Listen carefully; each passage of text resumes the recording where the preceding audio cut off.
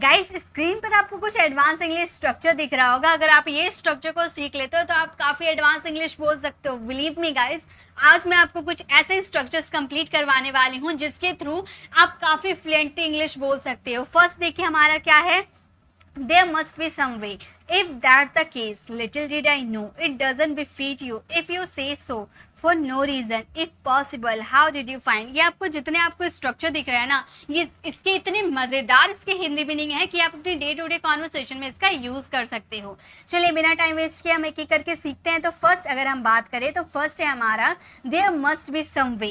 There must be some way का मतलब होता है कोई तो तरीका होगा। अब आप खुद ही सोच कर देखो, क्या आप ऐसे सेंटेंसेस नहीं बोलते कि कोई तो तरीका होगा उसे फंसाने का, या कोई तो तरीका होगा उसे इस मुसीबत से निकालने का। तो ये तो बहुत ज़्यादा यूज़फुल है ना। तो जब भी आपको बोलना हो कोई तो तरीका होगा तो आप यूज़ करोगे there must be some way. Example के थ्रू समझते हैं, इंग्लिश और हिंदी दोनों में एग्जाम्पल लिखे हुए हैं सेंटेंसेस, ताकि आप आसानी से समझ सकें। देखिए कोई तो तरीका होगा उसे छुटकारा पाने का। तो हम इस सेंटेंसेस को कैसे बोलेंगे? सबसे पहले हमारा जो स्ट्रक्चर है कोई तो तरीका होगा, इसके लिए हम बोलेंगे देयर मस्ट बी सम वे, और वे के बाद आपको टू वर्ड का यूज़ करना है हर एक सेंटेंसेस में। मैं आपको एक प्रोसेस बता दे रही हूँ जिसके थ्रू आप बहुत सारे सेंटेंसेस बना सकते हो। तो there must be some way का यूज़ कीजिएगा, उसके बाद आप यहाँ पर टू का यूज़ करोगे। और जैसा कि आपको पता है कि टू के बाद वर्ब की फर्स्ट फॉर्म लगती है, राइट। तो टू के बाद हमने उससे छुटकारा पाना। छुटकारा पाना यानी कि गेट रीड ऑफ। क्या यूज होता है? वर्ड याद कर लीजिए, छुटकारा पाना यानी कि गेट रीड ऑफ। ओके, तो गेट हमारा वर्ब का थर्ड फॉर्म है। मान लो यहीं पर अगर ऑफ वर्ड होता, टू की जगह ऑफ होता, तो गेट के जगह हम गेटिंग का यूज कर देते। ओके, लेकिन यहाँ पर टू है तो वर्ब का फर्स्ट फॉर्म ही यूज किए, to get rid of it. कोई तो तरीका होगा उसे छुटकारा पाने का। अब यही प्रोसेस है हम सेकेंड सेंटेंस को बनाएंगे, मेरे साथ बनाइएगा। कोई तो, यहाँ पर तो होगा, कोई तो तरीका होगा इंग्लिश सीखने का। चलिए बनाइए मेरे साथ। हम बोलेंगे there must be some way. There must be some way, कोई तो तरीका होगा। हमने स्ट्रक्चर यूज कर लिया इंग्लिश सीखने का, to learn English. To learn English, कोई तो तरीका होगा इंग्लिश सीखने का, तो आप बोल दोगे there must be some way to learn English. कोई तो तरीका होगा यहाँ पहुँचने का। तो ये सेंटेंस फटाफट अभी आप फ्रेम कीजिए, अभी इसका आंसर कमेंट में दीजिएगा। वीडियो को पॉज करके इसका आंसर दीजिएगा, ताकि आपको अब ये क्लियर हो जाए कि आपने ये स्ट्रक्चर को सही से समझा या नहीं। चलिए नेक्स्ट स्ट्रक्चर को देखते हैं। नेक्स्ट हमारा है if that's the case. If that's the case का मतलब होता है अगर ऐसी बात है। अब ऐसे सेंटेंसेस तो आप बहुत बोलते हो कि अगर ऐसी बात है तो मैं वहां नहीं जाऊंगा, अगर ऐसी बात है तो मैं उससे कभी बात नहीं करूंगा, अगर ऐसी बात है तो मैं उसे अपनी शक्ल कभी नहीं दिखाऊंगा। तो अगर ऐसी बात है, इफ दैट्स द केस, जैसे हमारा सेंटेंस है अगर ऐसी बात है तो मैं वहां नहीं जाऊंगा। तो पहले हमारा जो स्ट्रक्चर है अगर ऐसी बात है, इफ दैट्स द केस, मैं वहां नहीं जाऊंगा। I will not go there. I will not go there, मैं वहाँ नहीं जाऊँगा। अगर ऐसी बात है तो तुम्हें अंग्रेजी सीखनी चाहिए। मान लो आपको जॉब नहीं मिल रही है, तो आप बोल रहे हो कि भाई मुझे इंग्लिश नहीं आती जिसकी वजह से मुझे जॉब नहीं मिल रही, तो मैं बोलूँगी ना कि अगर ऐसी बात है तो तुम्हें इंग्लिश सीख लेनी चाहिए। तो मैं ये सेंटेंसेस को बोलूँगी if that's the case. If that's the case मतलब अगर ऐसी बात है तो तुम्हें अंग्रेजी सीखनी चाहिए। You should learn English. हमें मॉडल्स पता है, हमें टेंसेस पता है, तो हम अपने स्ट्रक्चर को आसानी से फ्रेम कर सकते हैं। अगर ऐसी बात है तो तुम्हें अंग्रेजी सीख लेनी चाहिए। If that's the case you should learn English. अगर ऐसी बात है तो तुम्हें आराम करना चाहिए। ये सेंटेंस आप फ्रेम कीजिएगा और इसका आंसर कमेंट में दीजिएगा। ओके, नेक्स्ट सेंटेंस देखिए। नेक्स्ट हमारा स्ट्रक्चर है little did I know. Little did I know का मतलब होता है मुझे क्या पता था। अब ऐसे सेंटेंसेस आप बोलते हो ना, मुझे क्या पता था तुम यहाँ आओगे, मुझे क्या पता था खाना खत्म हो जाएगा, मुझे क्या पता था कि आज स्कूल में एग्ज़ाम होगा, तो मुझे क्या पता था, little did I know. Okay, example, मुझे क्या पता था तुम नहीं आओगे, तो पहले मुझे क्या पता था उसके लिए little did I know. Keyword के लिए हमने दैट का यूज़ कर दिया। तुम नहीं आओगे, यू वुड नॉट कम। अब ये स्ट्रक्चर को मैं थोड़ा आपको समझाना चाहती हूँ। आप ये फर्स्ट सेंटेंस यहाँ तो गागे की है, तो आप सोचोगे मैम यहाँ तो विल का यूज़ होना चाहिए, मैंने तो वुड का यूज़ कर दिया।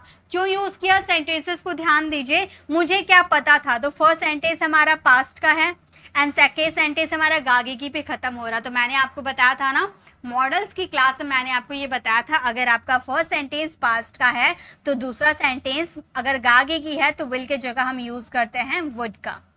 ठीक है, तो हम बोलेंगे little did I know that you would not come. अब सेकेंड सेंटेंस देखिए, बहुत ही मज़ेदार का है। मुझे क्या पता था आज तुम्हारा बर्थडे है, तो मुझे क्या पता था, इसके लिए हम बोलेंगे लिटिल डिड आई नो। ये ज़रा ध्यान दीजिएगा, ठीक है, लिटिल डिड आई नो, मुझे क्या पता था, लिटिल डिड आई नो। की के लिए हम यूज़ कर देंगे दैट वर्ड का। आज तुम्हारा बर्थडे है, तो हम बोलेंगे it was your birthday, it was your birthday today, आज तुम्हारा बर्थडे है। अब यहाँ पर आप एक चीज़ ध्यान दीजिए, मैंने यहाँ पर हिंदी में है वर्ड का यूज़ किया, लेकिन मैंने वॉज का यूज़ किया। क्यों किया? क्योंकि फर्स्ट सेंटेंस हमारा पास्ट का है ना। आप याद रख लीजिए, अगर फर्स्ट सेंटेंस आपका पास्ट है और दूसरा वाला सेंटेंस भले आपका प्रेजेंट हो या फ्यूचर हो, आपको पास्ट में ही बनाने हैं अगर फर्स्ट सेंटेंस पास्ट है, याद रखिएगा। ओके, इसलिए हम लोगों ने इसका यूज़ ना करके उसका पास्ट फॉर्म वॉज का यूज़ कर दिया। ओके, मुझे क्या पता था तुम वह बुरा मान जाएगी, ये सेंटेंस आप फ्रेम कीजिएगा और इसका आंसर कमेंट में दीजिएगा। चलिए नेक्स्ट देखते हैं। नेक्स्ट क्या है? नेक्स्ट है हमारा it doesn't befit you. It doesn't befit you का मतलब होता है आपको शोभा नहीं देता। झूठ बोलना आपको शोभा नहीं देता, उसे बेवकूफ़ बनाना आपको शोभा नहीं देता, गाली देना आपको शोभा नहीं देता, ऐसे बोलते हैं ना, तो आपको शोभा नहीं देता। It doesn't befit you.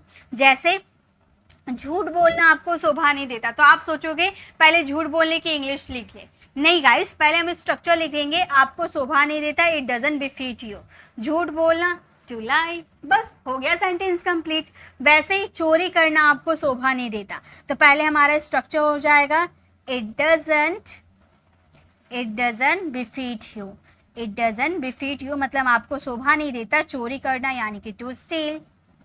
बस हो गया हमारा sentence complete. It doesn't befit you to steal, चोरी करना आपको शोभा नहीं देता, चुगली करना आपको शोभा नहीं देता। ये सेंटेंस आप फटाफट अभी फ्रेम कीजिए और इसका आंसर अभी कमेंट में दीजिएगा। गाइस, अगर आपको वीडियो अच्छी लग रही हो तो लाइक कीजिएगा, अपने फ्रेंड फैमिली को ज़रूर शेयर कीजिएगा। और नेक्स्ट है हमारा if you say so. If you say सो का मतलब होता है अगर तुम कहो तो। अब ऐसा सेंटेंस बहुत बोलते हो ना, अगर तुम कहो तो मैं उसे माफ़ कर देता हूँ, अगर तुम कहो तो मैं वहाँ चला जाता हूँ, अगर तुम कहो तो मैं थोड़ी देर यहाँ पर रुक जाता हूँ। तो अगर तुम कहो तो यानी कि इफ़ यू से सो। जैसे अगर तुम कहो तो मैं उसे माफ़ कर देता हूँ, तो पहले हम यूज़ करेंगे अगर तुम कहो तो, if you say so. If you say सो यानी कि अगर तुम कहो तो मैं उसे माफ़ कर देता हूँ। I forgive him, I forgive him, मैं उसे माफ़ कर देता हूँ। ठीक है, अगर तुम कहो तो मैं यहाँ से चला जाता हूँ, तो हम क्या बोलेंगे? हम बोलेंगे if you say so. If you say सो मतलब अगर तुम कहो तो मैं यहाँ से चला जाता हूँ, यानी कि I go away from hair.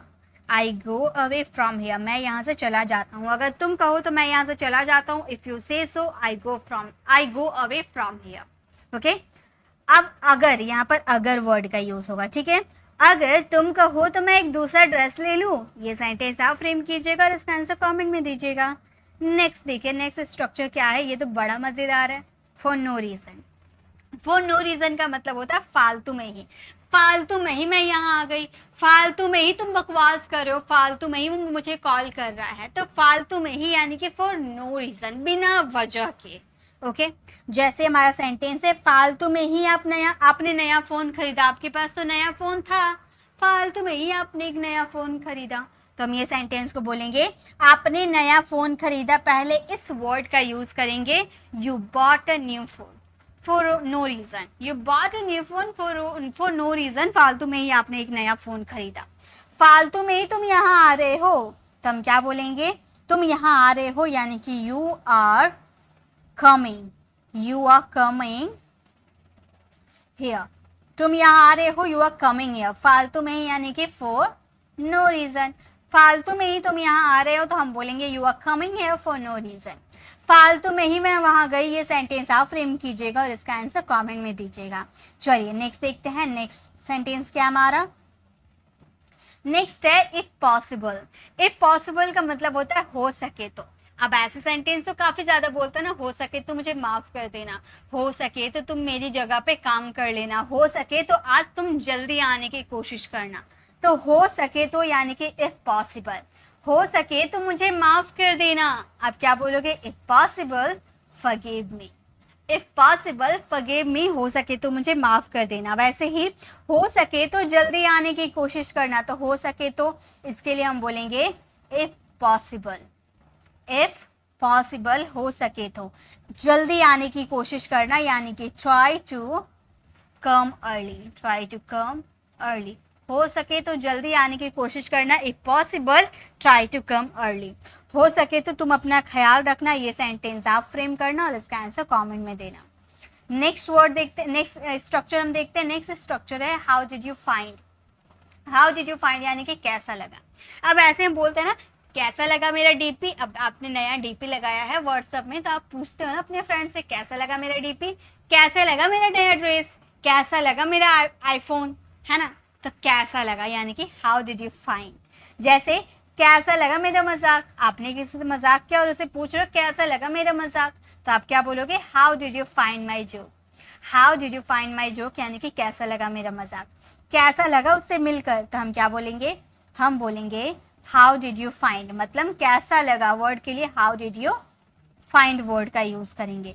अब यहाँ पर देखिए, ये सेंटेंसेस में क्या एक्शन हो रहा था, जी नहीं, इसमें कोई एक्शन नहीं हुआ। तो हाउ डिड यू फाइंड के बाद मेरा मजाक यानी कि माई जोक्स। अब ये सेंटेंस में मिलने का एक्शन हो रहा, कर वाला वर्ड का यूज़ हो रहा, तो ये सेंटेंस को हम कर के लिए हम यूज़ करेंगे आफ्टर।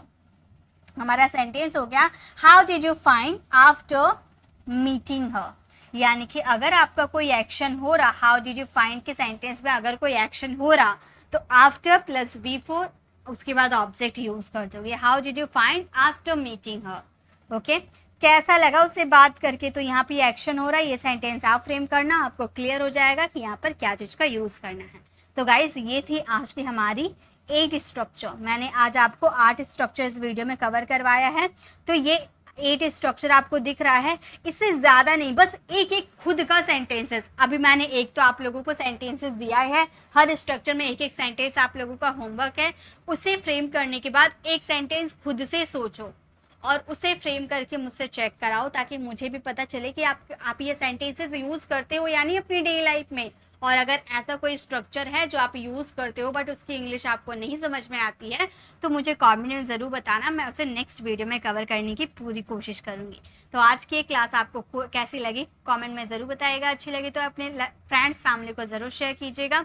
और इसी तरह से और भी स्ट्रक्चर आप सीखना चाहते हो तो लेफ्ट साइड क्लिक करके आप हमारी एडवांस इंग्लिश स्ट्रक्चर वाली वीडियोज़ को, अगर आप इसी तरह से एडवांस इंग्लिश स्ट्रक्चर की क्लास को विजिट करना चाहते हो तो लेफ्ट साइड क्लिक करके आप हमारी एडवांस इंग्लिश स्ट्रक्चर वाली क्लास को देख सकते हो। और राइट साइड क्लिक करके आप हमारे प्लेलिस्ट में जाकर जिस भी टॉपिक पे आपको कन्फ्यूज़न है वो टॉपिक वाली वीडियोज़ को ज़रूर विजिट कीजिएगा। आप हमारे चैनल पर नए हो, मेरे पढ़ाने का तरीका आपको पसंद आया तो सब्सक्राइब कर आने वाले बेल आइकन को ज़रूर प्रेस कीजिएगा, ताकि रोज़ आने वाली वीडियोज़ की नोटिफिकेशन आपको समय पर मिलती रहे। मिलते हैं नेक्स्ट ऐसे इन्फॉर्मेटिव वीडियोज़ के साथ, तब तक के लिए कीप लर्निंग।